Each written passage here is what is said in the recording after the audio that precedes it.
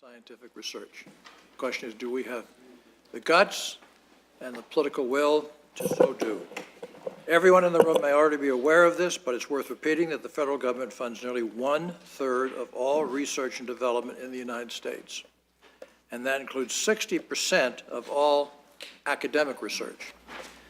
Federal funding for basic research, those studies that give us the building blocks for new technologies and industries, is part of a pipeline that supports the U.S. economy and our global competitiveness.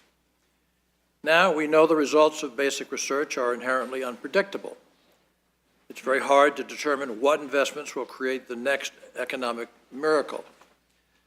But while the private sector sometimes avoids high-risk research that may only provide a return on investment over a very long period of time, or may provide little or no return, the government has therefore stepped in to the breach. These federal investments have allowed the best ideas to develop our knowledge of the world and to create billion-dollar industries. These investments led to GPS, as the Senator indicated, biotechnology, 3D printing, and the Internet. They have supported multi-billion-dollar companies that are global household names. They also continually support the creation of new businesses across the country, which the Science Coalition tracked in their latest report, Sparking Economic Growth, which is this. It's a little bit smaller than what Senator Alexander held up. I encourage you to read it. These investments continue to help train our science, technology, engineering, and mathematics workforce. And without these investments, we won't have the next generation of researchers. We won't have the next biotechnology industry. We won't have the next Internet. What we will have is a stagnant economy. Looking at the debate that we're having in Congress about funding the government, well, that's where we're headed. The reckless shutdown has eroded confidence in the United States as a steadfast supporter of science. Researchers at our world's leading labs were told to go home, including several Nobel laureates, and grants were delayed when 99% of the National Science Foundation was furloughed. Stunning. The shutdown was sudden and it was harmful, yes, but the ongoing sequester is slowly but surely wearing away at the foundation of U.S. scientific research. The sequester got a little bit lost in the recent debates, et cetera, but the sequester is the long-term enemy. It's inexorable unless it gets eliminated. Sequestration's indiscriminate cuts are costing us very dearly. The National Science Foundation took a $356 million cut in the past fiscal year, and that number will continue to go down again under the continuing resolution. That means fewer grants, less support for young researchers, and even scientists moving their work abroad. It's only going to get worse if we don't fix the sequester and continue to invest in our world-class scientists. It will just continue to get worse. Our competitors know that basic research is worth the investment, and while we constrain ourselves, they are spending more, and they are catching up. That's why, instead of retreating in the face of competition, we passed the America Competes Act in 2007, and the reauthorization in 2010, with the direction to double the funding of the National Science Foundation, major research accounts at the National Institute of Standards and Technology, and the Department of Energy's Office of Science. I will again push for the reauthorization of this important piece of legislation. It may be the most important question we face in this committee. I yield to the distinguished ranking member. Thank you, Mr. Chairman, for holding the hearing today to evaluate scientific research and development and STEM education initiatives under the America Competes Act authorizations. And I, like you, was pleased to welcome Senator Alexander to today's hearing. It was a good opportunity to discuss the impact that R&D funding has on each of our states and on the U.S. economy overall. I believe it's important to remember our current budget realities and the need to set federal funding priorities in scientific research and continue to improve coordination. And I know that Senator Alexander has worked closely alongside you, Mr. Chairman, and former ranking member K. Bailey Hutchison on the America Competes Acts of 2007 and 2010. and we appreciate, again, his participation today to provide us with a history of those legislative efforts. The America Competes Acts of 2007 and 2010 have served as the authorizing vehicles for the National Science Foundation and the National Institutes of Standards and Technology under our committee's jurisdiction, as well as for the Department of Energy Office of Science. The NSF is the primary source of federal funding in fields such as mathematics and computer science. Researchers in my home state of South Dakota, as well as other states represented by members of the committee, benefit from NSF's experimental program to stimulate competitive research, EPSCoR, a program that's aimed at avoiding undue concentration of research in certain states and improving R&D competitiveness and STEM education throughout the United States. Another agency of committee jurisdiction, NIST, carries out its mission of promoting U.S. innovation and industrial competitiveness by supporting research in fields such as engineering and information technology at NIST laboratories in collaboration with private sector industry. The committee has looked to NIST this year with particular interest on the issue of cybersecurity, passing a bipartisan bill earlier this year that would authorize NIST to facilitate the development of a voluntary set of standards and best practices to reduce cyber risk to critical infrastructure. And as we will examine more closely next week when Secretary Pritzker is before us, NIST is also seeking to bridge the gap between cutting-edge research and advanced manufacturing. DOE's Office of Science is the lead federal agency supporting fundamental scientific research for energy and the largest federal supporter of basic research in the physical sciences. DOE, along with NSF, has supported cutting-edge physics research at the world-class Sanford Underground Research Facility in Leeds, South Dakota. At SURF, as we refer to it, as Dr. Perlmutter appreciates more than most, physics researchers are leading the large underground xenon or LUX experiment a mile underground in the former Homestake gold mine in an effort to detect the existence of dark matter. Just last week, researchers announced results from the experiment's first run, indicating that it is the most sensitive and capable dark matter detector in the world and making SURF scientists more likely to discover dark matter than anyone else. The LUX experiments and other experiments at SURF search for answers to some of our most fundamental science questions and present a significant opportunity for U.S. leadership in the area of physical sciences as prioritized by the earlier America Competes Acts. Federal support for basic research reflects a consensus that such research is the foundation for many innovations. Many have argued that closer cooperation among industry, government, and academia could further stimulate innovation, lead to new products and processes, and expand markets for U.S. businesses. Along these lines, while I appreciate the importance of foundational science and basic research, I also look forward to hearing from our witnesses today about ways to improve technology transfer and commercialization of federally funded research, as well as some of the successful discoveries stemming from federal research dollars. Finally, I look forward to hearing from our witnesses about their ideas on how to improve STEM education, as well as their views on the challenges that affect our global competitiveness in the STEM professional fields. Mr. Chairman, thanks again for this hearing. I want to thank those that are going to be on our panels, and we look forward to hearing their insights. Thank you. Thank you, sir. So the second panel will come forward, please. That would be Dr. Kelvin Drogemeyer, and he is Vice Chair. Well, I'll introduce you. No, have a seat. I'll introduce you just before you speak, okay? Dr. Drogemeyer is Vice Chairman of the National Science Board and Vice President for Research and a Regents Professor of Meteorology at the University of Oklahoma. And if you're ready, sir, we will turn it over to you. Thank you, Mr. Chairman. Good afternoon, distinguished members of the committee. Ranking Member Thune, it's my great privilege to testify before you today. As you said, I am a member of the faculty at the University of Oklahoma and also the Vice Chairman of the National Science Board, and I will be testifying in capacity as Vice Chairman today. I just want to make three very brief points for you this afternoon. First point is about basic research. And it's something that we perform as humans because of our innate desire to really understand the depths of the world in which we live. And it's really the DNA from which new innovations and technologies are created to fuel our economy. Basic research has created thousands of discoveries, and very much like DNA, it can be assembled, it can be put on hold for a while, it can be restructured, and it can be brought back and reworked to create a variety, literally thousands, literally tens of thousands of technologies from which we will derive direct benefit. Without basic research, we have no foundation upon which to build. My second point concerns something that Senator Alexander mentioned a moment ago, and that is that returns on basic research are often unpredictable. and are oftentimes very uncertain, and they take sometimes years to materialize.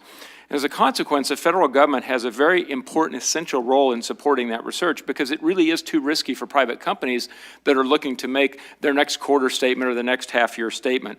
And President Roosevelt's science advisor, Vannevar Bush, when he suggested the creation of the National Science Foundation, understood this point, that the federal government really has to be out there on the bleeding edge of funding very creative endeavors that may, in fact, as the chairman mentioned a moment ago, really have no practical benefits for society. The role of the National Science Foundation is quite unique because it is the only federal agency that funds basic research across all disciplines of science and engineering, including the social, behavioral, and economic sciences. It also funds research infrastructure, it funds education and training of the next generation of scientists and engineers, and very importantly, it supports activities that broaden the participation of traditionally underrepresented groups, and it promotes partnerships in a variety of ways. Continuing that point, I want to point out that the impacts of basic research on our economy sometimes are maybe difficult to pin down, but they're unmistakable. And I tell you, Senator Alexander did such a beautiful job of describing that. And there are so many situations where we can point to these tremendous things that make our lives more efficient, make our nation more secure. But there's one other point I want to bring out that I think is sometimes overlooked, and that is basic research allows us to prepare for the unexpected. 9/11 is a great example. Basic research really takes a very methodical approach to studying things, reproducing experiments to make sure the results are right. But when something like 9/11 happens, we don't have the luxury of time. We have to draw from our quiver of capabilities, pull them together very quickly, and start saving lives, protecting the warfighter, and protecting our country. That is what basic research allows us to do, is be prepared for the unknown. My final point concerns the word competition. We talk about the American Competitiveness Act and the initiative, and what does it mean to be competitive? I'm from Oklahoma. We play a lot of football down there. We like to be competitive, and I can tell you in sports, if you want to win, you have to be competitive. You can't possibly win if you're not competitive. So in order for this nation to be globally competitive, we have to be effective in our basic research. Many studies show, as Senator Alexander eloquently said, that we're losing our global competitiveness. And in fact, that was really why the original Competes Act was created. And I will end by just saying, and Senator Rockefeller, I know you understand EPSCoR quite well, and Senator Thune as well, but we know how to be competitive in this nation, and EPSCoR is a great example. It's called the Experimental Program to Stimulate Competitive Research. It began about 33 years ago, and its sole focus is to help states that are traditionally not competitive for federal funding, in particular at NSF, to develop their infrastructure, their capabilities, so they can be competitive. And many of the states that have received EPSCoR funding have increased their competitiveness by nearly 50%. And that means they're becoming more competitive, they're contributing more to the science enterprise in this nation. And we have lots of examples that I could cite to show you the very tremendous value of the EPSCoR program. And so I just want to say that we as a nation know how to compete, and there's perfect proof for that in EPSCoR. And finally, as Senator Alexander noted, this is a very challenging time for federal budgets and thus for basic research. But truly, if we lose sight of supporting this fundamental foundational activity that truly can trace back to all of the important activities and devices and resources that improve our quality of life, make our nation safe, make us effective as a society, if we lose that foundation, then we have nothing truly upon which to build. So ultimately, basic research allows us to control our destiny. And as the greatest nation on earth, that's extremely important. On behalf of the National Science Board, I want to thank you for your incredibly strong and generous support of basic science and for the National Science Foundation. We all look forward to continuing to work with you in this very productive relationship in our service to our nation. Thank you, Mr. Chairman. Thank you, sir. Might I just suggest to staff that are present that it would be really kind of nice if we had more members here? And therefore, please go to work on that. I can't command one side, but I can command the other side. I know, I caught you, Dan. I caught you. Yeah. Well, you're a special person, so.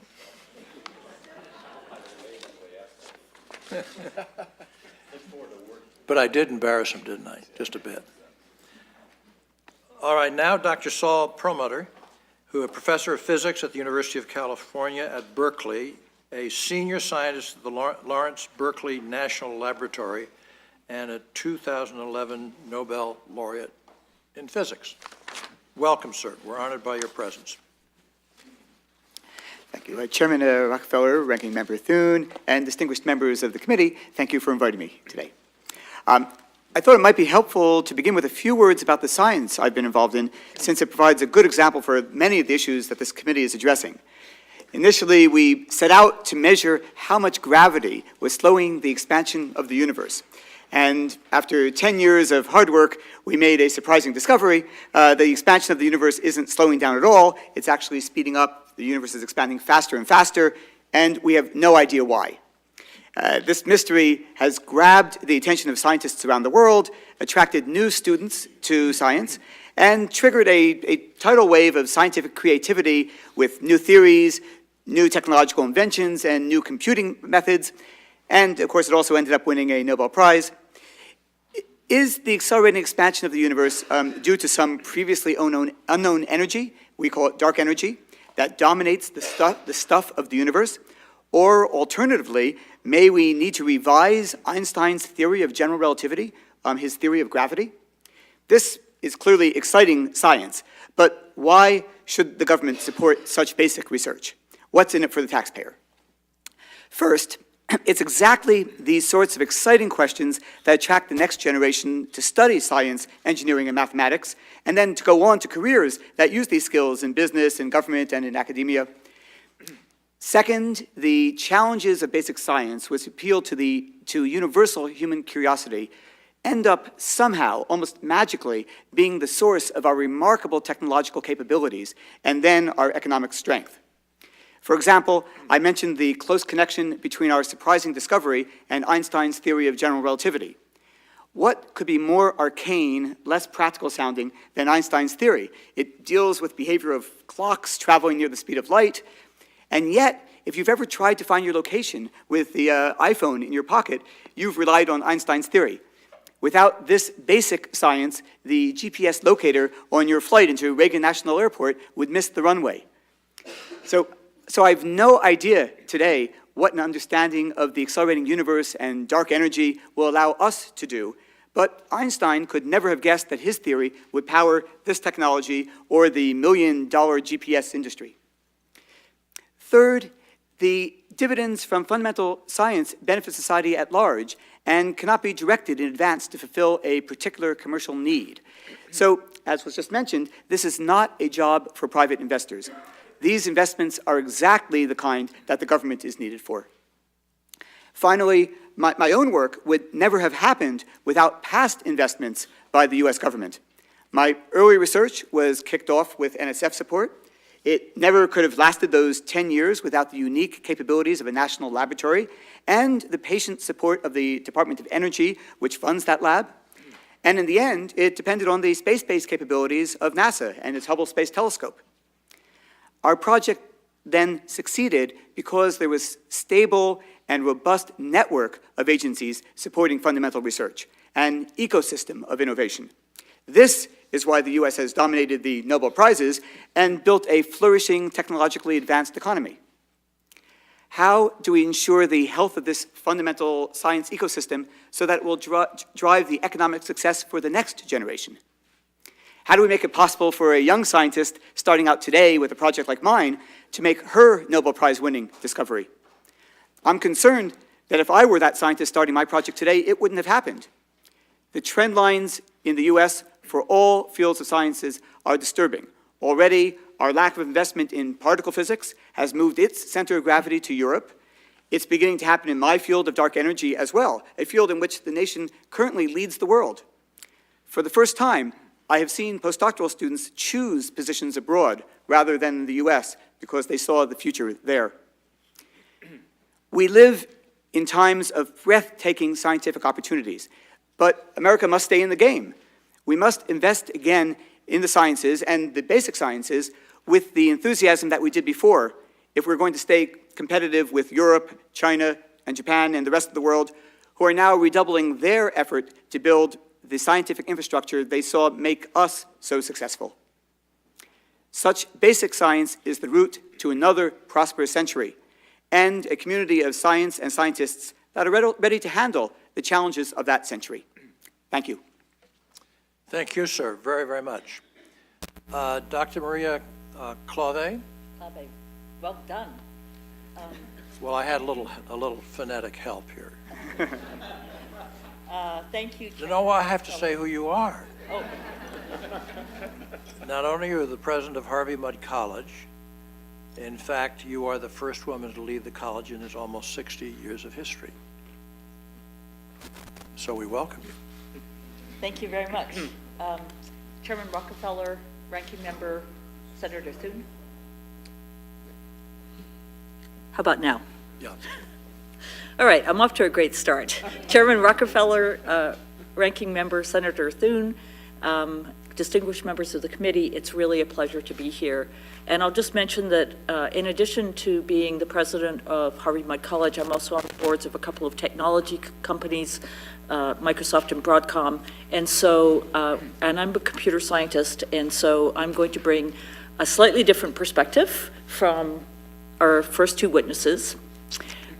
I'm the designated hitter for talking about STEM education, and in particular for talking about my particular passion, which is making all STEM disciplines be as nurturing and supportive to everyone, independent of gender or race, or whether they're football players or poets or lesbian, gay, or anything else.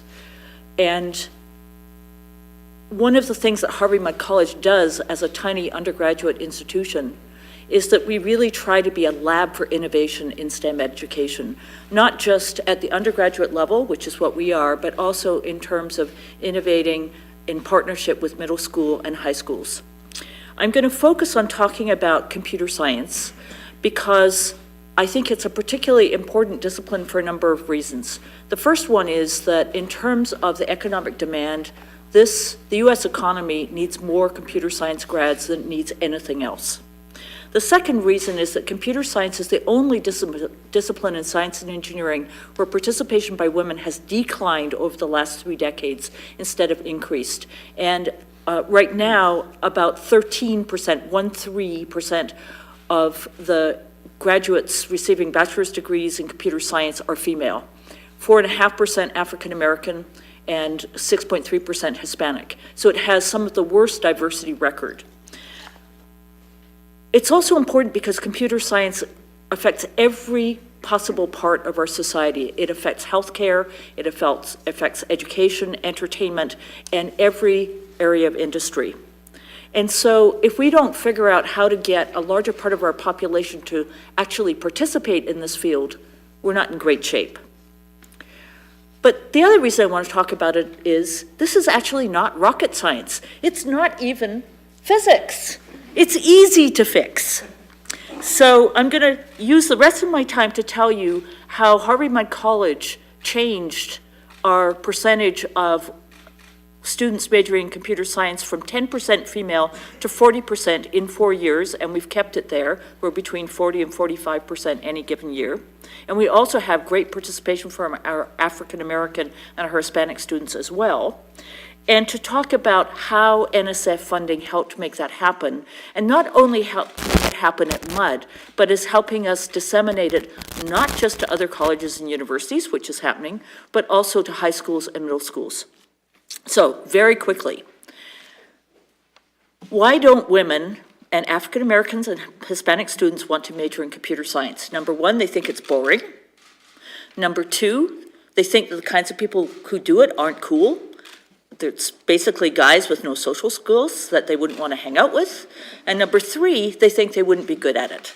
Okay, so we fixed it by fixing those 3 things. First of all, we changed our Intro CS class to make it the most fun and least intimidating course ever. It's been so successful that now more than half of the students in it are from the other Claremont colleges. And if you don't know about the Claremont colleges, that's okay, but Harvey Mudd College is known to have the toughest courses among the Claremont colleges, so usually Pomona and Claremont McKenna and Scripps students, Pitzer students don't take our courses. They love this intro course so much that they take it.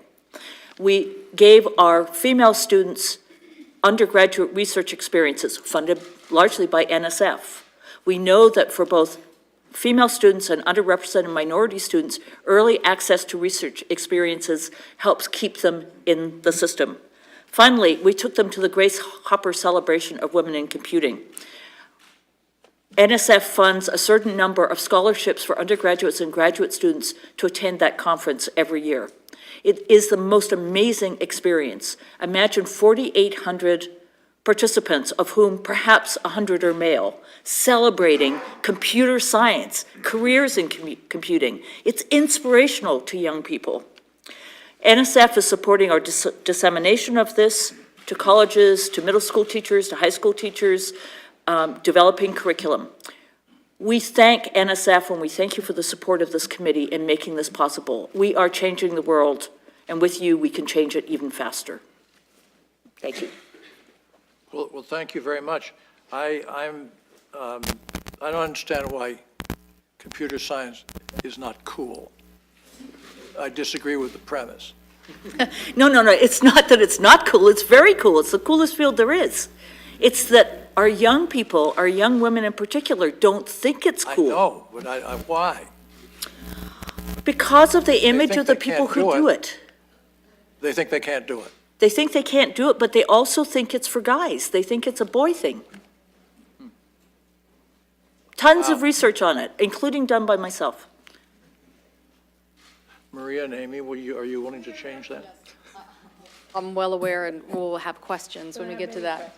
Thank you. Being that we're in computer states, like. All right. Well, that's both inspiring and depressing. It's not often that you get a twofer. No, but I mean, generally speaking, in my office, I mean, I think that if women ran the world, we'd be a better world. Of course.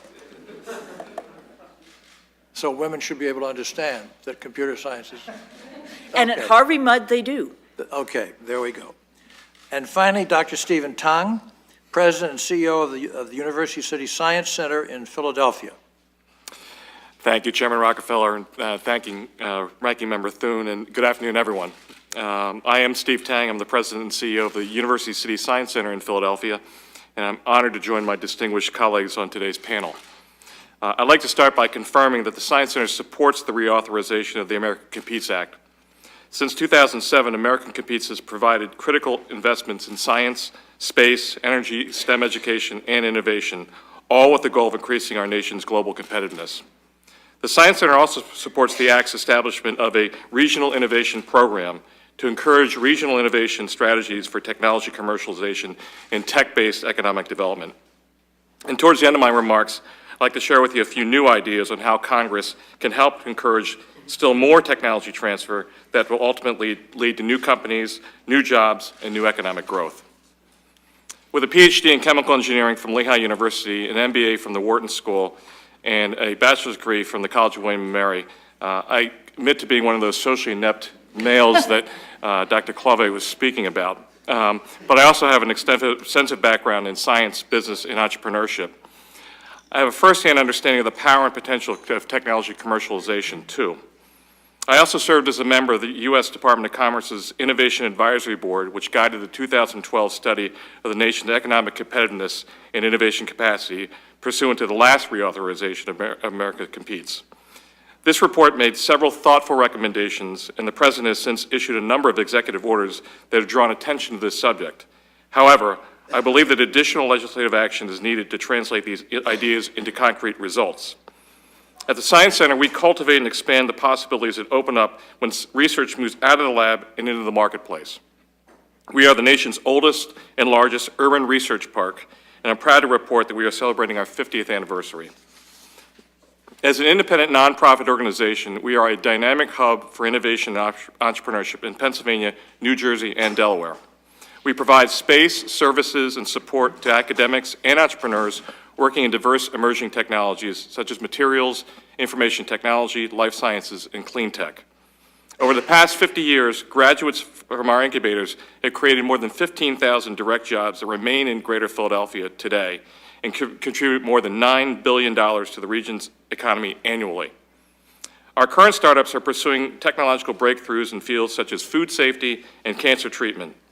Many of these companies rely on targeted federal funding from NSF and other agencies covered under America Competes. For example, one of our current residents, Graphene Frontiers, a spin-out from the University of Pennsylvania, is developing a large-scale production process for graphene, a nanomaterial with unbeatable combination of strength, flexibility, and conductivity that promises to revolutionize everything from scientific instruments to consumer electronics. Graphene Frontiers has received nearly $1 million from NSF funds. We're also collaborating with the Children's Hospital of Philadelphia on the commercialization of an online interactive health, wellness, and prevention system. This project is funded in part by a $1 million grant from NSF's Accelerating Innovation Research Program. At the Science Center, we support technology commercialization in the broadest sense by acting as an innovation intermediary, or linchpin, if you will, that brings together academia, industry, and capital. Our QED Proof of Concept program provides business support for academics working on life science technologies with high commercial potential. The goal is to retire the business risk in these early stage projects so that they can attract follow-on investment.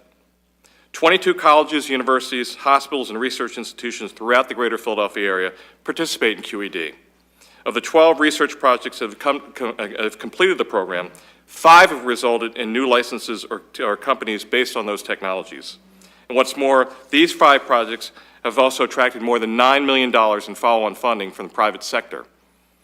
In our new Phase 1 Ventures program, we'll help early-stage companies apply for and obtain SBIR and STTR grants, and then provide the companies with management support and access to outside expertise, as well as connections to the private sector funding in order to help them grow. The Science Center's vast network of relationships and connections helps make us a leader in technology-based economic development, or TBED. Yet, unlike other research parks and other nonprofit TBED organizations, we are unable to fulfill our potential as catalysts for tech transfer and commercialization simply because we're not eligible to apply for most grants from NSF or other federal agencies. This lack of eligibility is due to the fact that we're not an academic institution. As a rule, access to most grant opportunities from NSF and other agencies are limited to degree-granting academic institutions. I certainly fully appreciate the current budget situation and understand that in many ways we're playing a zero-sum game. However, I believe there are more effective ways we can allocate and deploy existing research dollars to maximize the nation's return on investment. So I appear before you today to advocate not only for the reauthorization of COMPETES, but for 2 other proposals. First, the Science Center supports an increase in allocation of existing federal funding for translational research, commercialization, and tech transfer by universities and companies alike as a critical and logical complement to the nation's historic emphasis on basic research. And second, we support an expansion of the ability of TBED organizations like the Science Center, which are not degree-granting academic institutions, to apply for and secure federal grants from NSF and other agencies. These moves would enable organizations like ours to ultimately help speed the acceleration of cutting-edge technologies from lab to the market. In addition, the Science Center supports measures such as H.R. 2981, the Transfer Act of 2013, which would allocate existing funds to proof-of-concept activities that validate the commercial potential of early-stage research. This legislation will require that agencies such as NIH, NSF, DOD, and DOE devote a small portion of the already scheduled increase in their STTR funding to earlier stage proof of concept and prototype development research. This reallocation of funding would further incentivize the commercialization of new technologies and the creation of small businesses. I thank you very much for your time, attention, and your interest to this important topic, and I welcome your comments and questions. Thank you very much, sir. I'm going to start out, maybe this is a little bit controversial, but it isn't to me. I think we have to face up to it in the Congress and as a nation. And that is the whole question of sequestration. Well before sequestration, the National Academies published this, Sparking Economic Growth. And it's all companies created from federally funded university research, fueling American innovation and economic growth. We have copies for anybody who wants to have that. It was sort of a follow-up to Rising Above the Gathering Storm report that led to the America Competes Act, and concluding that there was, quote, a daunting outlook for America if it were to continue on the perilous path it has been following in recent decades with regards to sustained competitiveness. Sequestration has just made things worse. It sort of got in by accident. Yes, we voted it in, but it was not meant to stick around. I think on both sides of the aisle, there's quite a lot of frustration with it, particularly as it affects one's own university research and other types of things, and in general. I mean, you know, in West Virginia, food stamps are important. A lot of people will be getting far fewer food stamps, and there's so many dimensions to it. It affects all aspects of our life. The Vice Chancellor for Research at the University of Kansas referred to sequestration as a slowly growing cancer that threatens young scientists' careers. And I think, Dr. Klawe, that people dream and are inspired towards careers not always by literal things, but sort of a sense of open space, open possibilities. Sequestration is something that closes that sense of open possibilities. University of Maryland's chief research officer said that he's witnessing a brain drain with top researchers looking to move abroad. And it used to be, I believe, that we welcomed budding scientists from overseas, from the Philippines, from Taiwan, from India, from various places, China, et cetera. And they would come and they would stay at our universities. They'd get their degrees and they would stay. And what they do now is they get their degrees and then they go home. I can't criticize that. I can't criticize that because they belong to nations that need them in other ways. On the other hand, I mourn it simply because of what we are losing, and it's not incidental. I think it's due to the lack of resources. They don't see a resource-based platform which gives them reason to hope. So, question for all of you, each of you, do each of you agree with the concerns raised by these comments? That's a little bit direct, but that's the way I'm feeling. How would each of you describe the situation in this country in terms of our ability to train a scientific workforce to innovate and be competitive? Dr. Krogemeyer. Thank you, Mr. Chairman. Yes, indeed. I think you hit the point very well. At NSF, in fiscal 13 budget, NSF was able to mitigate some of the damage from sequestration, but that's not going to be possible going forward. And there's great, deep concern about the impacts in terms of reducing numbers of grants, which will fund our students to become next-generation scientists. It will have a huge impact on facilities, perhaps leading to the non-construction of facilities that are planned, or maybe even the shuttering of facilities that already exist. One thing I'm very concerned about is the participation broadening that is so important, as we heard, in terms of drawing women and underrepresented individuals in the workforce. Given what the demographics of our nation will look like 20 or 30 years from now, we simply won't have the people to do the innovation, to do the research, to keep us competitive. And the other thing I think that's quite concerning is the fact that sequestration then, with the government shutdown as well, on top of already very problematic budgets and very tough success rates, low success rates in federal agencies, people are getting discouraged. We're seeing students say, you know, I really don't think I want science as a career. I look at my faculty mentors, I hear what they're saying, I watch their body language. So not only are we potentially losing the generation we already have, but the next generation coming in, they're quite discouraged.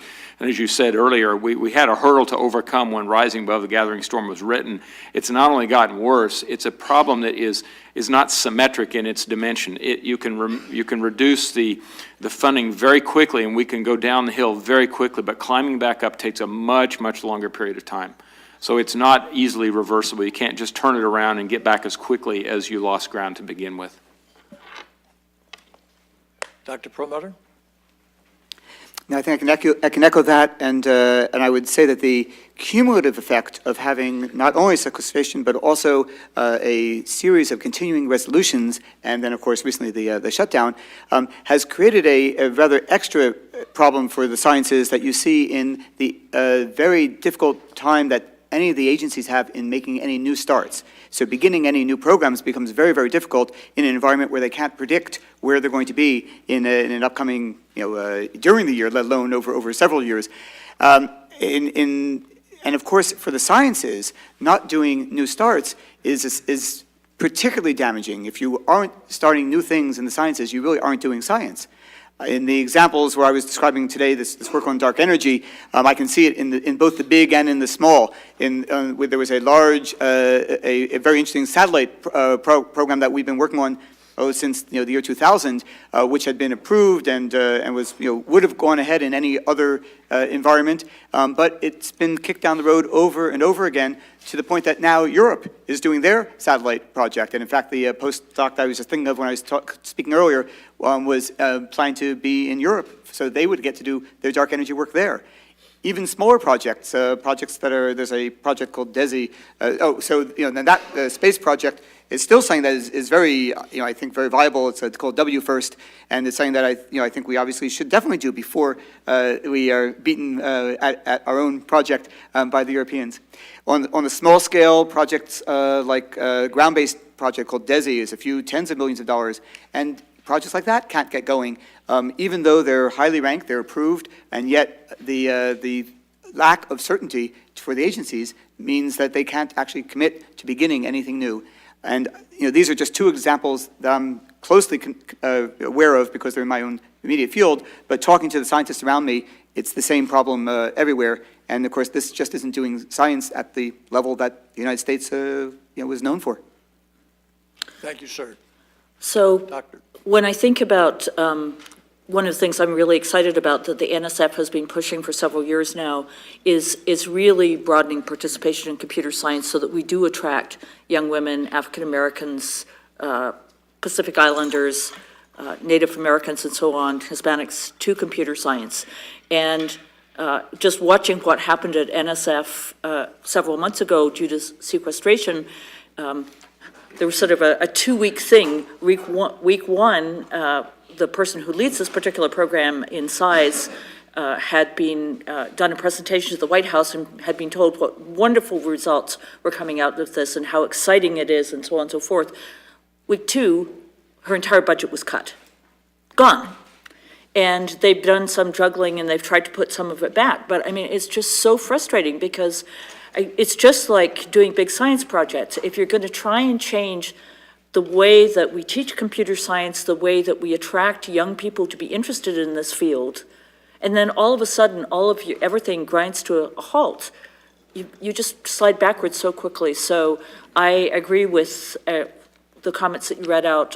It's not just hurting our research, our basic research, it's hurting innovation, but it's also hurting our efforts to attract more young people into STEM disciplines where they're so deeply needed. I thank you. Dr. Tom. Mr. Chairman, there's no question sequestration has hurt and will continue to hurt the business of science, and I use those words intentionally. Businesses and business decisions always require minimal uncertainty in either revenue or expenses, and sequestration has caused many universities to reconsider their overall commitment, particularly to younger faculty members. We see this through our 31 shareholders, which are all universities and research institutions in Greater Philadelphia. The economy of Greater Philadelphia is largely driven by higher education and the 100 institutes of higher education there. So I would say it's a very fragile situation. I would refer to Senator Alexander's opening comments about the commitment that, as a nation, China is making as a percent of its GDP to the sciences and to innovation. We cannot afford fits and starts in the funding for research overall, and I think it ultimately disadvantages us. Thank you, sir. Senator Thune. Thank you, Mr. Chairman. Mr. Chairman, I want you to know that you are living proof that it's possible to be both brainy and cool. It can happen. I'm his friend. Is that for the record? Yeah, that's for the record. Dr. Tang, could you elaborate on the potential for federally funded research to be conducted by consortia that consists of multiple research institutions, with or without industry participation, as opposed to the sort of single institution model that may compete, where they may compete with each other for the same federal funding? What are the potential benefits of a consortium approach, if you will? Well, the advantages are numerous, Senator. Thank you for the question. We see in Greater Philadelphia the ability to connect resources between universities is one of the differentiating factors that the Science Center brings together through its shareholders. You mentioned with or without industry. I would strongly submit that it has to be with industry. The great inventions that need to come into the marketplace need to be validated by industry. This is one distinct difference in the way we look at applied research and translational research, in that it requires market validation, not peer review, to elevate good ideas. So there's always better strength when you connect the university resources. What we found in our own experience is that often, even within universities, there's not great communication or collaboration, and so we have to be the catalyst that creates that link between them. We also think that our role as a nonprofit serving the interests of academia and industry is vitally important as well. So that intermediary role helps catalyze much more innovation than you would have in the absence. How can current research grant programs be structured to encourage and better leverage funding from multiple public and private sources, including state and local governments, corporations, and foundations? You talked a little bit about the role that you play in that, but what are the current opportunities and roadblocks for those types of public-private partnerships? Well, thank you. The Science Center was formed 50 years ago as a public-private partnership. We continue as one today, and we've had great success in aligning the interests of the city, state, and federal government in funding our programs, because we've been able to show the impact both at a local and a national level. So I think it's a very powerful formula for sustainability of programs, and it perhaps is an alternative to looking at just line items in a budget for single institutions and with single causes. So we're very much in favor of that model. And what roadblocks to that? I mean, what do you see? What are the things that stand in the way of that happening on a more regular basis?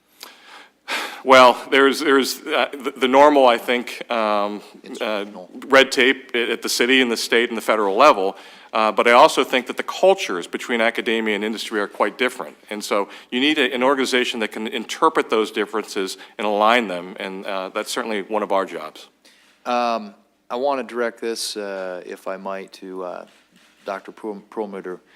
In this committee, we routinely, I should say, discuss the need for U.S. global competitiveness and leadership in science. And with DOE's Office of Science, with the National Science Foundation, and support from the state of South Dakota, the United States has established a world-leading underground research facility that I mentioned earlier. We refer to it as SURF, in the former Home State Gold Mine. And my question is, given the worldwide shortage of similar underground storage space, can you describe what scientific frontiers could be explored by leveraging the unique opportunity to pull ahead of global competitors in the fields of high energy and nuclear physics? It was very, it was quite exciting to see just even last week the announcement of the very first of these big steps forward in the SURF underground lab from the Lux experiment.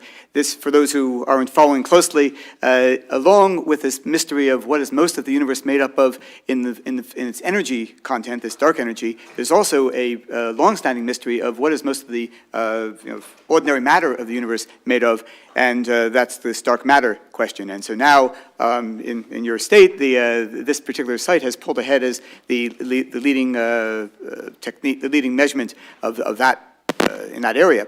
But in the larger question, the SURF is an excellent example of the sort of facility that national resources can build for fundamental research that can be used for many, many different experiments, different purposes, and it's very difficult to do it in any other way than with national resources. Right now, my understanding is that it's in that awkward stage of trying to figure out what's going to happen into the future, because there isn't this long-term perspective in the agencies, and they don't know what their funding profiles are going to be, that they can promise that they should be building up the capabilities of SURF. In principle, you should be able to use it to be at the receiving end of an accelerator experiment that starts over at Fermilab in Illinois, which would be a fascinating experiment to see run. It can also be a site to do other very fundamental physics experiments as well, waiting to see if protons could decay. There's a whole portfolio of questions that you would have assumed that by now we would already be up and running and building if we were able to move more aggressively into the future with our funding and our understanding of what it was that we want to do for fundamental science. Thank you. And that's some really cool stuff that's going on out there. So my time's expired. Thank you, Mr. Chairman. Thank you. Got a lot of cool stuff. Very cool. Senator Thune and I both come from highly urban states with multiple universities and subsystems, so we compete a little bit sometimes. Senator Cantwell. Senator Cantwell.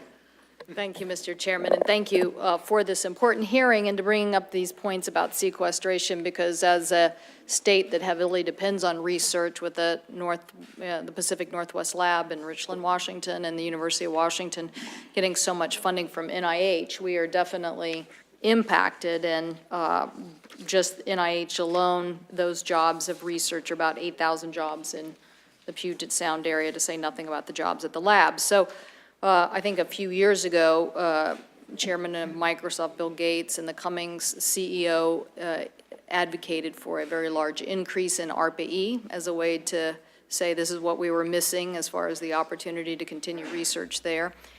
And I certainly appreciate everything that's been said about STEM today. And so I guess I have a couple of questions for you, Dr. Klawe, about particularly, well, my understanding is there's something, and this was a few years ago, a need in the U.S. for something like 300,000 computer scientists, in which we graduate something like 70,000 a year. So we're constantly falling behind, and thereby the immigration issue becomes an active debate. And so part of it is making up, as you were saying, with the female population. I once asked a Asian engineer why there were so many women engineers in China, and she said, well, because we have a national saying that women hold up half the sky. And she said, so we know that it's part of our responsibility. Here, I'm not sure we have the same incentives, and certainly now, today, money is part of the issue. And so I guess two questions I have for you. One, do you think taking some of these resources of America Competes and directly increasing the number of slots at our major engineering facilities as a way to catch up to that number that we need on an annual basis is a good idea? And then the second idea is, I just keep, as I go through my state, and we've met many people, there's a former NAACP chairman, Carl Mack, who has an organization that is just SEEK, Summer Experience for Engineering for Kids, that's focused, again, on minority kids, that they're doing great things, getting younger kids more involved. When I went to high school, I ended up taking Latin and typing. Typing was the requirement. Latin was part of the language requirement. To me, the most important language today is computer programming language. Should we look at incentives at the federal level to encourage states to make something like C++ or Java as part of a one-year curriculum requirement for high schools, or incent high schools to do that, so more and more people are exposed, just as I was forced to take typing, get people exposed to what really is going to be the language of the 21st century? I had to take home ec, Okay. which I was really bad at. Anytime I get near a sewing machine, it breaks. Computers, on the other hand. So let me start by answering your first question, then I'll get to your second question. The answer is yes in both cases, but let me explain why. Every institution that I know of is overloaded by the number of students who want to study computer science right now. So just to give you an example at Mudd, we're a tiny place. We have 800 students in total. We used to be graduating roughly 25 to 30 of our roughly 200 majors a year in computer science. Now we have 80 of the 200 majors. And plus, we have a huge overload from the other colleges who all want to take our CS courses. So just to give you a sense, the number of faculty in our computer science department is 10. The number of faculty in our engineering department, which used to graduate 80 or 90 majors, is 19. I cannot, as president, take an engineer over here and say, hi, wouldn't you like to be a computer science faculty now? There's just no way, other than increasing the size of the college, which is politically the most difficult thing. It's worse than sequestration. It's worse than anything that you can imagine. Well, we have just decided to do that because I've got no way to deal with it. There is just no way to deal with it at all. So could we use help from federal and state levels in terms of addressing, being able to fund additional positions absolutely, that would be huge. And, you know, we're a tiny place, but the issue is the same at UCSD, the whole UC system, it's the same. University of Washington. University of Washington, I mean, we're all seeing it, and we basically can do one of two things. We can cut the number of slots so that we don't kill our faculty, and that's not meeting the needs of the nation, or we can let our course sizes grow to 1,000 people in a classroom, which is not good either. So, you know, I think help from the federal government would be enormously appreciated. Now let me talk about efforts to provide more exposure to young people about how cool, and yes, Chairman Rockefeller, you're absolutely right, computer science is incredibly fun and cool and creative, and anyone can do it. So right now, there's an organization called code.org that is working really hard to provide opportunities at both elementary school, middle school, and high school for students to learn how to code. And I'll tell you that my favorite programming language is not C++ or Java, it's Python. Now, it's not because my son met his girlfriend at a Python meetup. It is because Python brings many things to the table that Java and C++ and other programming languages don't. One is it's much more forgiving. It's much easier to learn. It's something that certainly a fifth grader can learn, whereas C++ and Java, you know, are not. But two, it's actually used in industry. It's the favorite prototyping language of most software developers. They'll develop it first in Python, and then they'll take the parts that need to run fast, and they'll recode it in C++ or Java. And so it's actually something that once you've learned Python, you can get a summer job, which is really important to many of our young people, particularly people from low-income backgrounds. So there are efforts out there. I think there are many initiatives, but the one thing that's not there in most places is a requirement to take some computer science, either in middle school or in high school, and we need it. So yes, that would be a wonderful thing to have happen at the state level, and any help from the federal government would be very, very welcome. Thank you. That's it. Thank you, Mr. Chairman.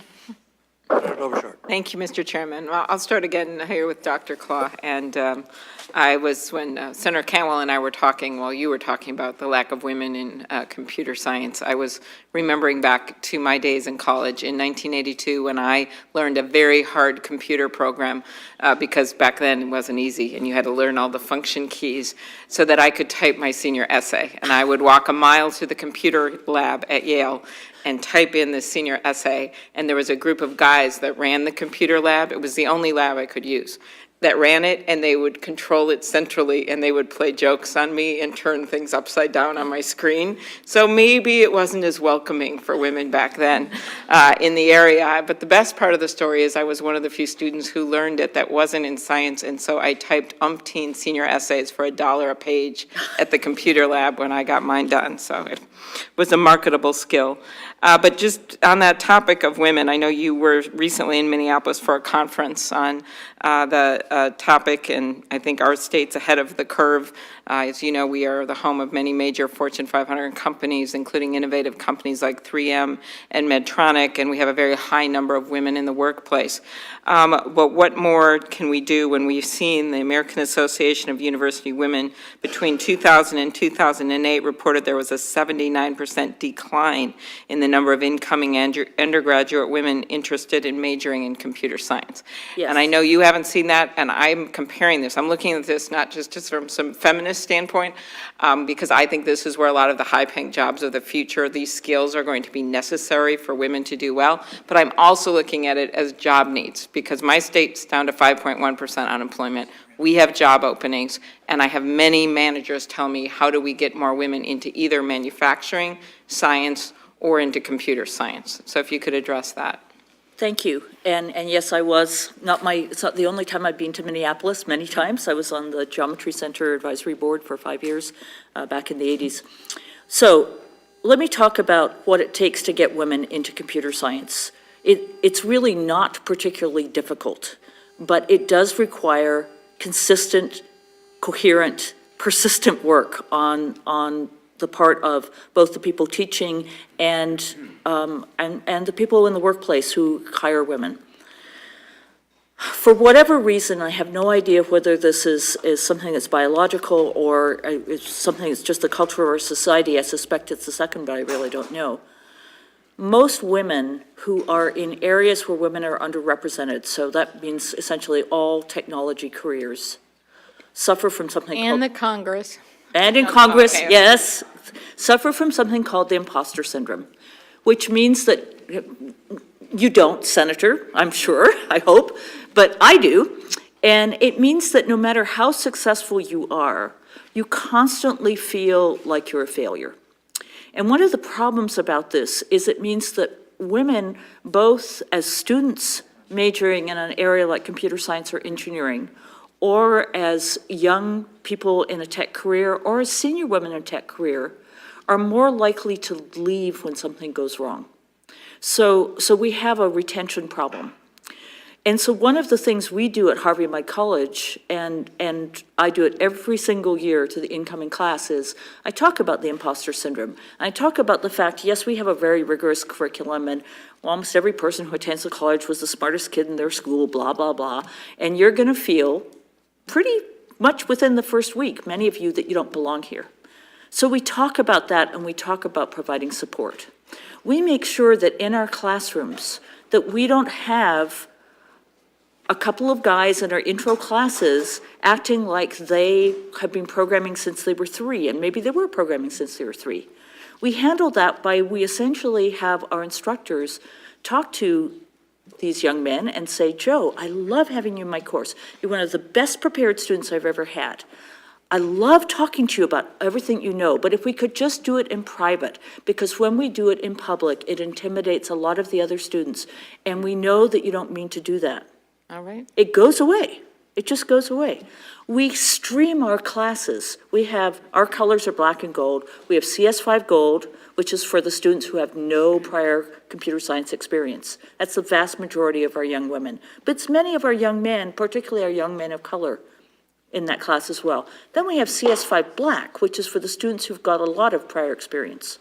Okay, I just have one quick other Yep. question, because I'm running out of time. I'll ask you, Mr. Druckmeyer, if you could, Doctor, if you could tell me, given that our federal government spending as a percentage of GDP and a percentage of the federal government has declined over the last few decades, and other nations are surpassing us for R&D and science, is there some ideal target that you would like to see for federal support of R&D as a percentage of GDP?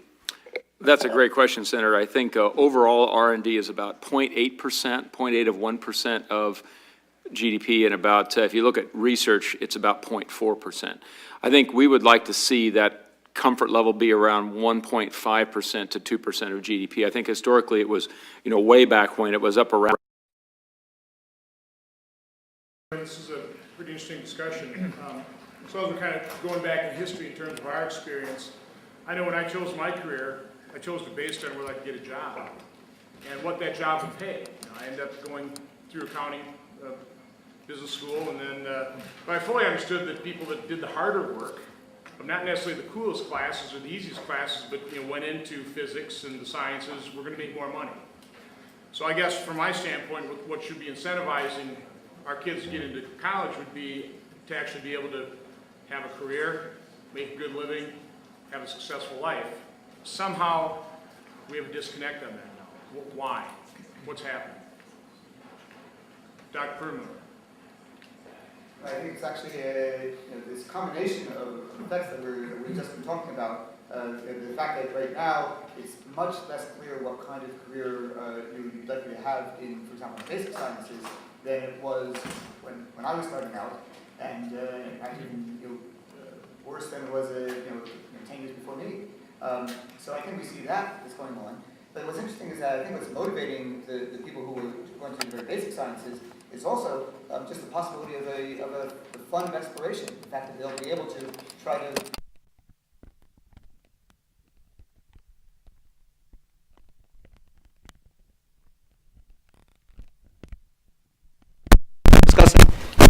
Do we have any problem filling our colleges of engineering with foreign students?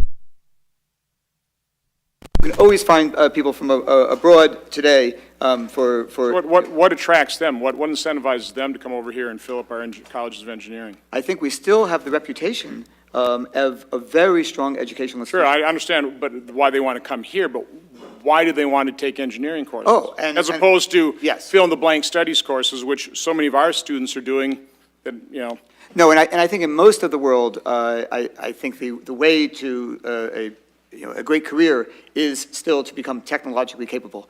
And then you could, if you have a computer science degree, if you have a engineering degree, and in fact, if you have a physics degree, you can find top jobs back home if you have your American credential. It's now just become much, much harder to do that if you stay in America. okay, I think the point I'm trying to make as a fiscal conservative, I really believe the federal government has a role in basic research because there's no profit motive, and we certainly have a history of that really benefiting our economy and really benefiting the world. But, the chairman brought up sequestration. He called it a slowly growing cancer. I mean, I would argue the slowly growing cancer in America is a growing culture of entitlement and dependency that has then resulted in a $17 trillion level of debt. And, you guys can do math. Let me tell you the ugly math that those of us that are highly concerned about this are dealing with. From 1970 to 1999, the average interest rate the federal government paid in its debt was 5.3%. Pretty reasonable interest rate, right? About what we pay for mortgages. Last 4 years, because we've been printing money, the average interest rate's been 1.5%. Now let's do some math. If we revert to that 5.3% interest rate, which the CBO says we'll do in 10 years, but it could spike if we're no longer the world's reserve currency, if we can no longer print money. You take 3.8% differential times $17 trillion worth of debt. That equals $650 billion. So to a certain extent, we are whistling by the graveyard here, asking for additional funding, paid for by what? Additional debt on the backs of our kids and grandkids? I mean, I'd love to be talking about spending money on basic research and this, that, and the other thing. But until we face that very hard truth about what we're really doing to our country, what we are really doing to our children's future, when we're talking about educating our kids and giving them opportunity, we are stealing the opportunity and future prosperity for our kids. So listen, I don't like sequestration. I did not vote for that bill. I thought it was a pretty mindless approach. But until we also start wrestling with the fact that 2/3 of our budget is off budget, is on an automatic pilot, is out of control, until we bring that under control, until we actually admit we have a problem and start properly defining it, these discussions, pretty interesting academic discussions. But again, we are truly doing a disservice to our kids. And just, oh, by the way, as we entice them into taking on collectively $1 trillion of student loan debt and offering degrees in fill-in-the-blank studies program that I am sorry employers are not valuing. We're making it easy for them to not take the hard choice and understand the fact that, you are going to have to get a job. And you'll be better off getting a job in an area that actually will reward you properly.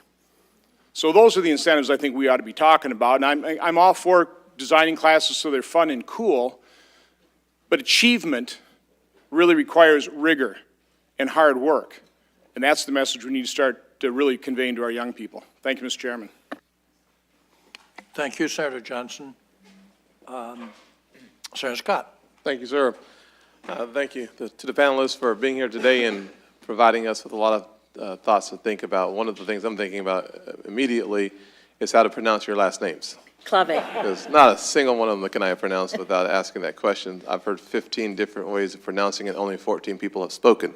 So that's part of my challenge. I will tell you that what Senator Johnson just talked about I find quite relevant, which is the number of applicants that are applying to our universities from outside of the country and inside the country. And I'll tell you, my nephew just graduated from Georgia Tech last year, and I believe the number was 70% of the applicants for their, I think it's their master's degree level courses, come from outside of the United States. But their new online master's program, 78% of the applicants come from within the United States. So, Dr. Klawe? Dr. Klawe? Klawe. Klawe, yes. Dr. Rockefeller was right indeed then, Dr. Klawe. Can you talk to me about some of the successes that would be necessary to create an online environment that would be conducive to seeing our colleges populated with students that come from America if we had more access to it? My nephew went to a math and science high school, and so his natural inclination led him to look at Georgia Tech as one of the destinations he wanted for college. I would love to hear, I know that Khan Academy seems to be a success story. I wonder, how do we create that type of accessibility through online education? If you'd talk to that a little bit, I'd appreciate it. Thank you. The first thing I want to say is that making something cool and fun doesn't mean that you're taking away the rigor, all right? They're not in opposition. So let me talk a My little. nephew finds it cool and fun to be up at 3 a.m. studying for the next day's exam. I like it. That's what Okay, our well, fun students to do him. all the time. Thank God he did it. And I also just want to say that we're #1 for return on investment according to PayScale, which compares lifetime earnings against the debt that you graduate with. So let me talk about online learning. Yes, Khan Academy has gotten a lot of press, and yes, a lot of people use their website. But it seems to, if you actually look at the results of what people are doing, it's not so much watching the videos. They're actually doing the online exercises and taking the tests. And I think that the future that we will see in terms of online education is providing activities that combine personalized learning, a lot of interaction, communication among small groups, as well as watching lectures taught by some of the most inspirational, not just Nobel laureates like this guy, but also some of the most inspirational students. So one of the things we're doing right now with funding from the Gates Foundation is to do a massive open online course, a MOOC, for AP Physics C, and also for exploring computer science. Not so much so that we'll have gazillions of students taking them from high schools, but so that teachers who would like to be able to teach that course could use our materials. And we're going to make sure that we have African Americans and Hispanic students and females and males and Caucasians and Asians who are actually doing the demos in this course, so that we're also going to be showing off students from Pomona, which is just next door to Claremont, who are basically 50% African American, 50% Hispanic, taking these materials and using them so that we can show that, yes, it's fun, but yes, you don't have to be white or Asian to be really doing well at this kind of stuff. So it's the combination of inspiration, interactive activities, getting rapid feedback on what you're doing that will make these kinds of courses attractive to students all over the country. Thank you very much. Dr. Tong? Tang. Tang, diggity dog. There seems to be a lot of discussion and efforts in the past and present to help bridge the gap between scientific research and product development to make a real impact on our economy. I'd love to hear your thoughts on perhaps the weakest links in the process of technology transfer and economic development. Perhaps talk for a second or two, or 26 seconds actually, on the impediments perhaps. Certainly, Senator. Well, the pathway between basic research and commercialization is not a linear pathway by any means. No doubt. It's a very tortuous pathway. Today, I think the biggest gap is in the area referred to as proof of concept funding, which is to do enough validation that the concept in the laboratory can be successful in the marketplace. That's an area that's not getting enough investment from the venture capital world. As the nation and the world have become more risk adverse, they view that area as not investable because the returns are too speculative and the horizons for payback are too long and the exits are non-existent. So we can't afford to have a pipeline of innovation that stalls because there's no proof of concept funding. And so therefore, that's become a domain of technology-based economic development organizations like the Science Center to jump into the breach because we don't require those return on investments, and we can look at the developments as a pipeline, if you will, for new jobs. So that, to me, is the biggest missing link today. We need more risk capital in the marketplace to be able to fund these ideas, and as a result, we have to be very creative. Thank you. Mr. Chairman, thank you, sir. You sure, that's all? Sure, that's all. Okay. Senator Blumenthal. Thank you very much for being here, and welcome to Washington. I see by the smiles on What your a nasty faces. thing to say. Well, I say, I'm new here too. And, you know, a lot of the debate on this issue depends on how the question is phrased. If we regard the spending that's been described earlier and the deficits and the financial challenges that our nation faces, and we have to face them, as being out of control spending, that's one way of looking at the picture. What we're talking about here, I think, is an investment in research, in the skills that produce better research, the skills of young people, rather than stealing from their futures, in fact, enhancing and enriching their futures. And so this act, the American Competes Act of 2007, I think is an enormous step forward. I can take no credit whatsoever for it. I give full credit to our chairman and other leaders who have really broadened our vision and had the courage to really stand up and speak out, as you do in your communities, meaning your intellectual communities, your university communities, and your professional communities. And I want to salute and thank you for doing so. I don't know whether Ronald Reagan has been quoted yet today, but he said, and I'm quoting, "Although basic research does not begin with a particular practical goal, when you look at the results over the years, it ends up being one of the most practical things government does." And at an age where the capacity of government to get things done is in question and widely doubted, I think that is a truth that is undeniable about what government can and should do. Investing in basic research is one of those things, and yet my understanding is that the United States global advantage in research and development is in fact receding in terms of our economic competition. The federal government funds 31% of all R&D in the United States, and we are behind other nations in terms of what we invest in R&D as a percentage of our gross domestic product. So focusing on one of the areas that concerns me greatly as a member of the Armed Services Committee, as well as this committee, national security, particularly cyber. There is an area where the federal government has a distinct and undeniable responsibility, and I wonder if you could give us, I'm not going to ask any particular witness, but maybe if you could give us your assessments of where we are on basic research for our national security, in particular cyber. Maybe I'll take that one.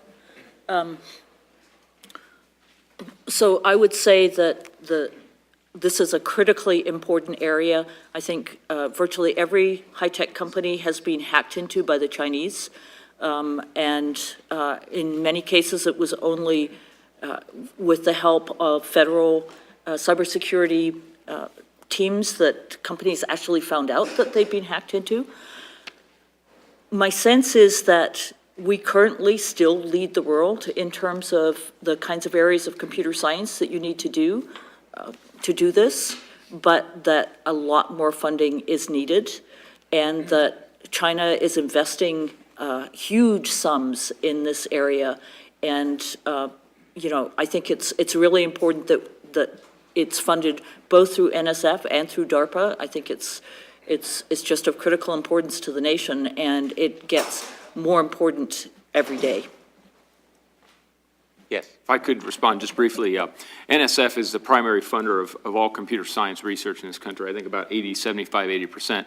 And it has a major initiative that is in line with federal initiative in cybersecurity, but also the Networking Information Technology R&D program, which has been around for quite some time, is a major flagship program as well. So although NSF doesn't do classified research, fund classified research like places like DARPA, a lot of the very fundamental research in cryptography and the things that really lead to the systems that we depend on for our security today are really funded by NSF. Finally, NSF has a new cyber infrastructure framework for the 21st century, infrastructure being very very broadly defined: people, physical systems, technologies, and so on. And that is a big part of the CIF 21 framework as well. Thank you. My time has expired, but I really want to thank you, each of you, for your great work, and thank you for being here. Thank you, Mr. Chairman. Thank you, Senator Blumenthal. Senator Schatz? Thank you, Mr. Chairman. Thank you very much to the panelists for offering your views.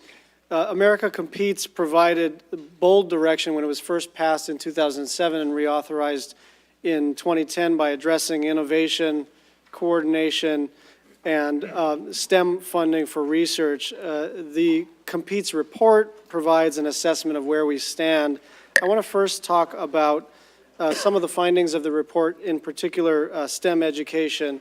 As you know, the administration recently proposed a consolidation of STEM programs, and many senators were concerned about the effect of consolidation on the blossoming programs in various communities. For example, in Hawaii, people are really learning science through culture and culture through science, and I've seen it with my own eyes, with my own children, and across the Department of Education in the state of Hawaii.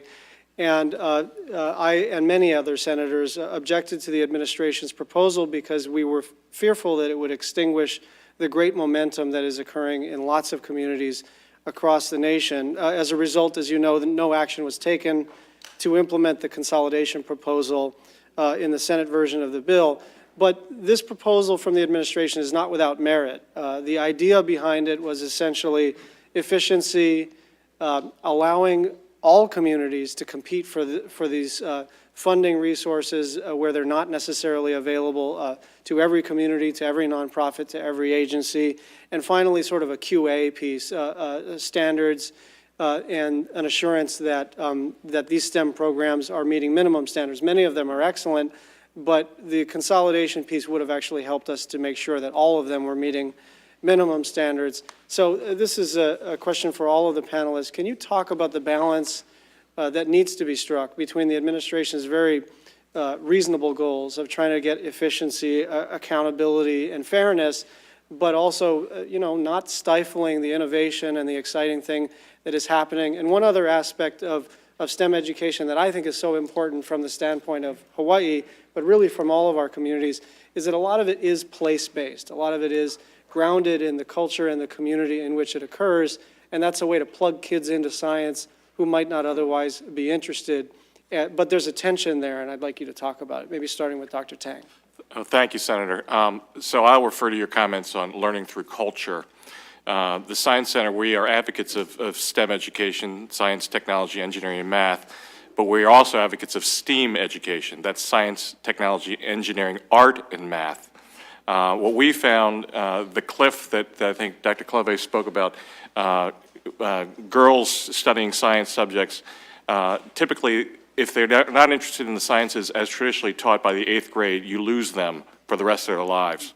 So by introducing the arts into STEM education, it allows for right brain, left brain thinking in meeting their interests where they are. And so I think that's very important. The construct we have for science, technology, engineering, and math education today has sustained us very well to date. But I think we all are aware that other nations are overtaking us in those areas. And so we have to find a way of being appealing and accountable to the interests of our children to get them interested in these areas. Thank you. Dr. Klawe. It turns out that one of our Explore Computer Science for middle school students is actually, one of those projects is going on in Hawaii, and we had something like 20 middle school teachers working with us this last summer. I'm a very big believer in allowing teachers to personalize what they're doing for their students. On the other hand, I'm a very strong supporter of the Common Core standards because they're not in conflict with each other.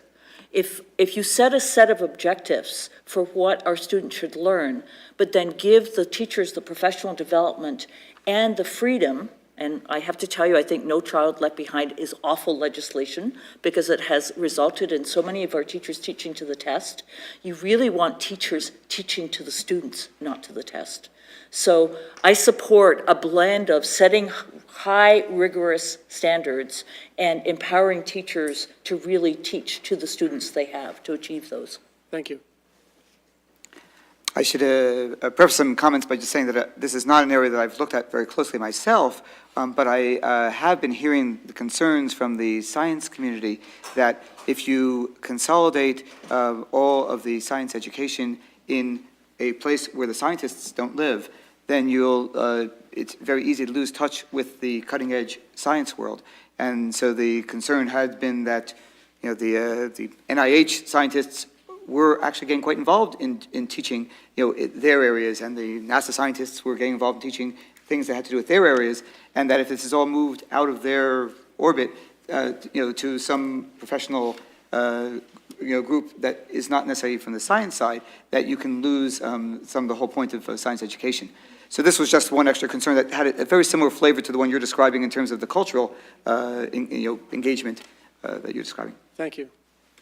As you can imagine, Senator, NSF watched with great interest the consolidation of the programs where NSF was provided the undergraduate and the graduate programs.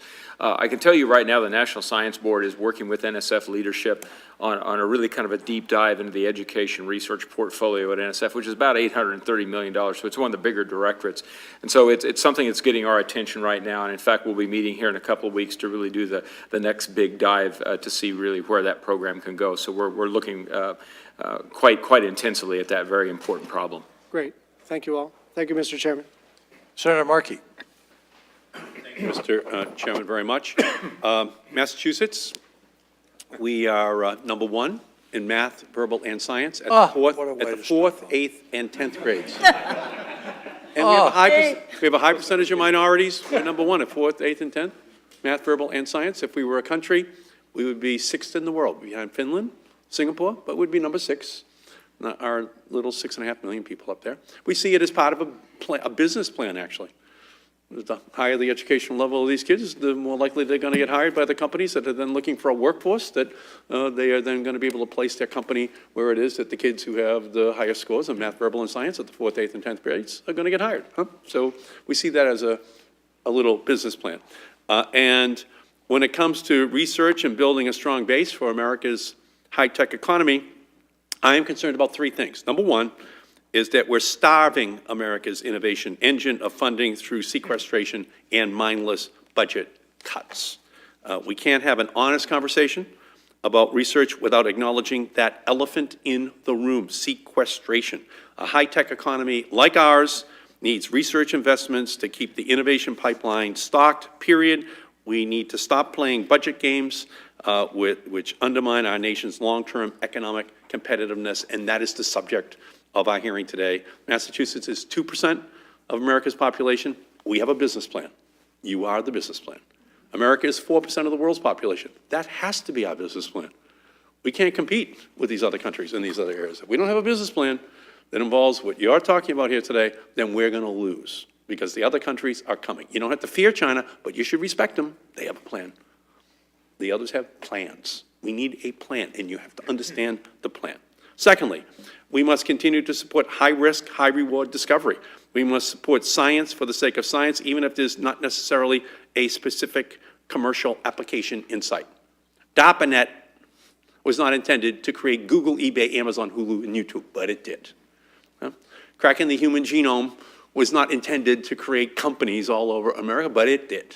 There were other purposes that originally were just rooted in basic science and technology. But you get the payoff if your country is the one that is making the investment. And thirdly, we need to look at public-private partnership models to help get innovation out of the lab and into the factory.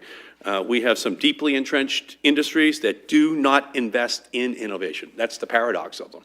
Okay. They might be the world's leaders, but then they don't even invest in innovation in the future because they're happy with their monopoly, what they think is their monopoly, until some young kid, comes up with the idea. But we have to create the conditions whereby that kid is getting the education they need and access to the technologies they need to crack the monopoly, because we have to keep our lead competitively over the rest of the world, over their kids who are going to be thirsting to make these changes that are going to be made.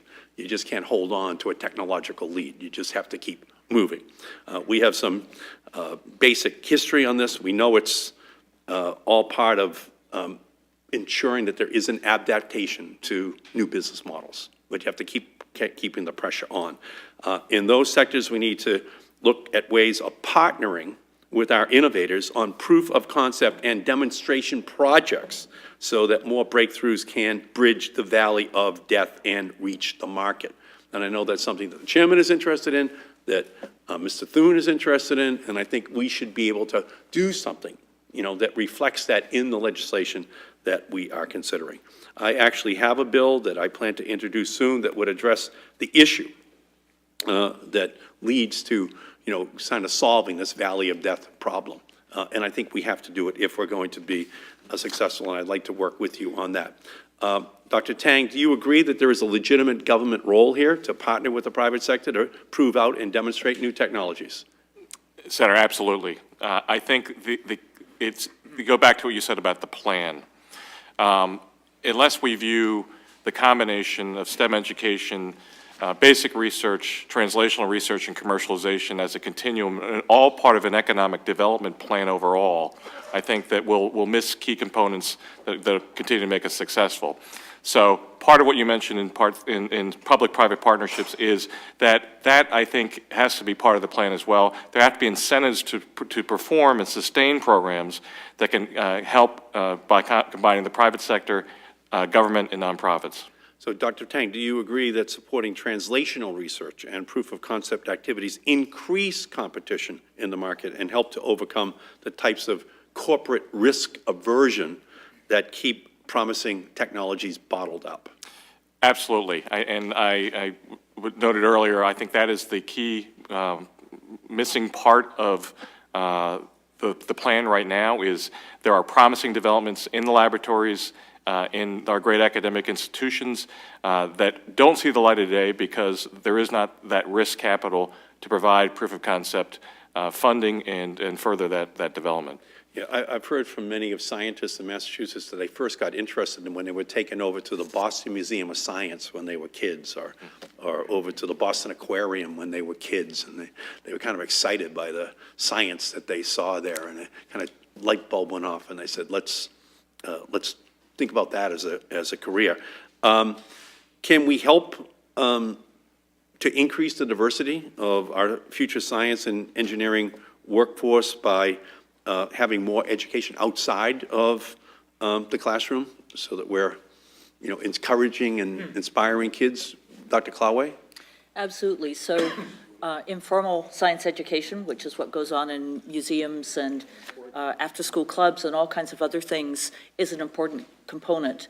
However, it's most effective when it's actually tied, when it's combined with formal science education as well. So it's a great thing when a teacher will actually take her class on a field trip to the Boston Science Center and then come back and actually teach material that ties into what they experienced there. Yeah, and it's kind of part of the modern era that we're in, that you have members of the Senate and House just kind of mocking basic research, like it's not special, Why should we tease that out and just make sure that we keep that on the front burner, Who cares that the National Institutes of Health get cut 7% a year for 9 years in a row, Will that impact on finding the cure for Alzheimer's or heart disease? Or no, the private sector will go and do it anyway, even if there's no commercial likelihood that they're going to get a reward for doing it, So why do we do this? We do it so that we encourage the best and the brightest to go into these fields. You have to create a draw so that they come over here because they can use the same 800s in their boards to write an algorithm for a hedge fund that doesn't contribute one iota to the overall productivity, well-being of the planet, And they're equally drawn as they're going through their educational process over to this other early payoff financially set of companies that will draw them away. So you need to have the basic research there for no other reason than you're going to draw the kids over there. But let me give one other practical example. Last year in the United States, we spent $131 billion on Alzheimer's patients. And the chairman and I, we both had personal experiences with this disease. $131 billion. The entire defense budget in our country is $600 billion. So Medicare and Medicaid paid $131 billion to some of the 5 million families that now have an Alzheimer's patient. Well, the baby boomers, when they're all retired, there's going to be 15 million baby boomers with Alzheimer's. So 131 times 3 is pretty much $400 billion, two-thirds of the defense budget of our country for one disease, unless we find the cure, unless we draw the smartest kids in science and mathematics and into these fields to find the cure. And you just can't say, well, we're going to cut the budget every year for 9 years in a row, because now you're dooming our country to make it impossible to ever balance the budget in the future, because you're not investing in those programs that are going to pay the big dividend for those families that dread that that disease is going through their family, or Parkinson's, or heart disease, or diabetes, or you name it, huh? And you have to believe we can do it, but you have to invest in the basic science, even though you don't know exactly where the payoff is. And that's why sequestration is the stupidest idea of all time, that it treats agriculture subsidies and finding the cure for Alzheimer's equally, huh? That basic research is treated as though it's just another expendable, a commodity that the government really shouldn't be in, as though the private sector is going to do the basic research. They are not, huh? We've learned this. And so, Mr. Chairman, I'll just end by saying this, that each year, for better or worse, we have Americans that win Nobel Prizes in science, and I get invited with my wife, to go to just the little reception, and I'm always in awe. And one year they asked one of the scientists, do you think we'll be able to compete against the Chinese and the Indians 30 years from now for Nobel Prizes? And the scientist said, we are here today, the six of us, because of an investment made 30 and 40 years ago in us. We do not yet know the wisdom of this generation. That generation had the wisdom to invest. And so that's what's in the balance here. This fight over how wise we are to make the investment in the kinds of science and technology that will continue to keep America cutting edge, but also make the changes that so profoundly affect Americans' families. We can't have a more important hearing than this, Mr. Chairman. I thank you for having it. No, I mean, you've just spoken nothing but one piece of wisdom after another, which is typical of you. I want to add on precisely to that, because I'm not going to do something that I'm meant to be doing, because I don't know of anything which is more important than this hearing or the implications of this hearing, whether this hearing changes any mind, has any impact or not. I started out talking about sequestration with some vigor, Senator Markey, and it's horrible and it's inexorable. But something else happened which struck me. We had a government shutdown. It was not a government shutdown that lasted, for 6 months. It lasted a relatively short period of time. But during that time, I think 99% of all the people at the National Science Foundation were furloughed. And in that it was an event which predictably would come to an end, because there was a political calculus that showed that it could only last so long without so much damage being done politically, much less to the country, that one could have said, well, we can work with this. But I think you, Dr. Klawe, I think you used the word body language at one point in an earlier part of your presentation. The body language of a shutdown, haphazard, it just happened, wasn't planned, made for political purposes, shut off by political purposes, is precisely what Senator Markey is talking about. And that is, you commit yourself to something or you don't. Your students know it. You indicated that through the use of the word body language. I'm investing in you something which I perhaps am mistaken in. But you can tell a great deal from body language about that person's view of the present and of the future, whatever. I think it's true nationally. If we can do things like first of all, sequester, which I agree with Senator Markey, it's so horrible. And what scares me is that I'm not sure the American people have any idea how it aggregates and destroys. unless we can shut it off. But in this political world, one group feels that's the way you keep government small. Then keeping government small is an end in and of itself of celestial purpose. Not so from my point of view. What Senator Markey said, 30 years ago, some people decided to invest in me. And here I am today. And I have a Nobel Prize, or whatever. Things cannot happen haphazardly and have a good result. I think we in America, and I'm guilty of this myself, I look at some of these things that are happening and I say, yeah, okay, but you know, America's America. We always come back, we always get out, we always have the most innovative people. People are still coming towards us. We always lead in technology and all the rest of it. And it's not that I'm beginning to doubt myself, but I'm beginning to doubt the underpinnings of the decisions that we're making, and therefore doubting myself. People have to believe that you mean it for real and that you're investing in it for real, and come hell or high water, we will not be deterred. It's a national priority. If it's not a national priority, then you have a government shutdown of small consequence in terms of time.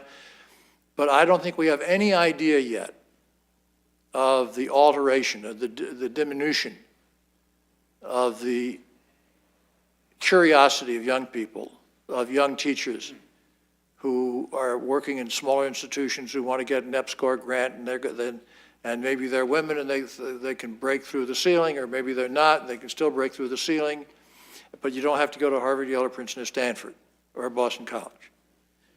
That's where he's from, okay? And you don't have to do that. Wherever you are, if you are good, you will be found out about. And we will help you succeed. We will secure your future by investing in you. And you can only do that with money. We don't teach, you teach.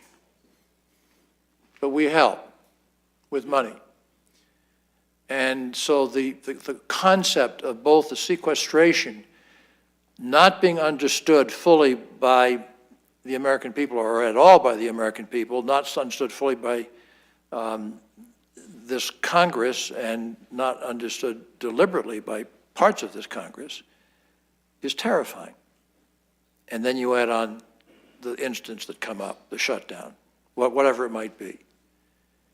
And there's EPSCOT, there's EPSCoR, there's all kinds of things that are at risk.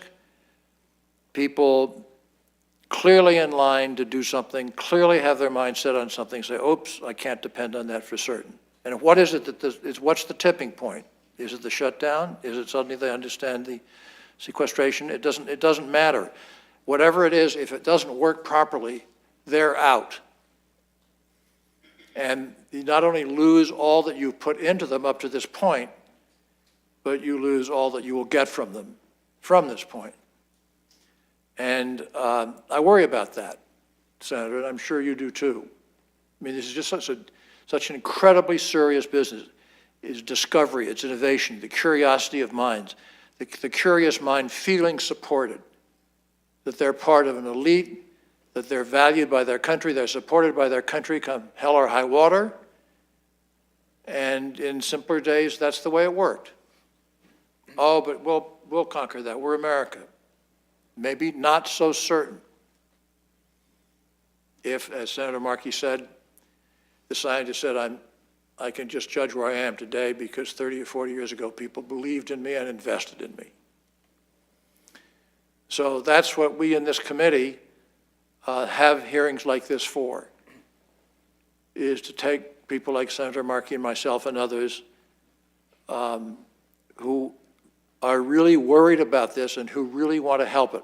He comes from whatever he described Massachusetts as. I come from West Virginia, which is just a bit different. But I yield in no way, shape, or form. In fact, I remember facing down Eric Bloch. Dr. Eric Bloch, he was head of NSF, and I took to them the idea of EPSCoR, of giving money to not the top tier, but to others in other states, so that you would have more of a collaborative, we're all in it together type of atmosphere, and it's worked absolutely wonderfully. Except now, it's going to be grabbed by sequestration. And 99% of the NSF people were furloughed during this period of several weeks. We're such a great country. We have so much to be proud of. People that come to this country and stay. I don't know. We have to protect it. I'm really trying hard not to make a speech here. But we have to protect it. We just absolutely have to do it. And you have to help us by involving your folks who fund you and who you have access to put pressure on the Congress to get rid of this ridiculous thing called sequestration.